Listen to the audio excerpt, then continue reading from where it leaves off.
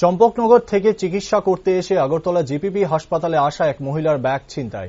উক্ত ব্যাগে ছিল বেশ কিছু টাকা সহ রেশন কার্ড। মূলত ডাক্তার দেখাতে এসে টিকিট কাউন্টার থেকে টিকিট কাটার জন্য দাঁড়িয়েছিলেন ওই মহিলা। ঠিক তখনই টিকিট কেটে সিঁড়ি দিয়ে নামতে গেলে এক অজ্ঞাত ব্যক্তি ওনার ব্যাগ টেনে হিঁচড়ে নিয়ে পালিয়ে যায়। এমনকি ওই ব্যাগের মধ্যে প্রায় ৩,৬০০ টাকা ছিল বলে দাবি করেন হারানো ব্যাগের মালিক। শুধু তাই নয়, ওই মহিলা সঙ্গে সঙ্গে হাসপাতালের বাকিদের উদ্দেশ্যে চিৎকার চেঁচামেচি করা সত্ত্বেও হাসপাতালের কোনো কর্মী পাত্তা দিতে নারাজ। পরবর্তীতে সাংবাদিকদের মুখোমুখি হয়ে কথাগুলি বলেন ওই বৃদ্ধ মহিলা।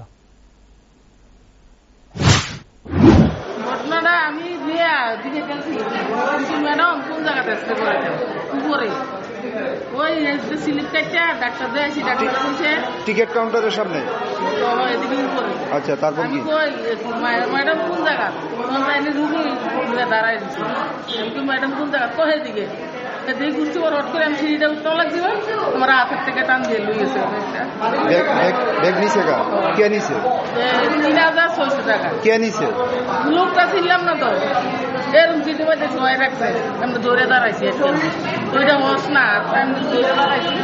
সঙ্গে সঙ্গে আপনি চিৎকার করলেন না কেন? কষি না, আর কইতেছি না, বাবু তো বাবু দেও না, বাবুকে আমরা কি করতাম? তোমার ব্যাগ নিছে গা?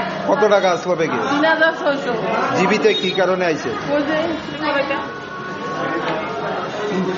কোন জায়গাতে আইছে? কোন জায়গাতে? শম্ভুনগর খামার বাড়ি। এখন কি করবে? টাকার ব্যাগ নিয়ে গেছে।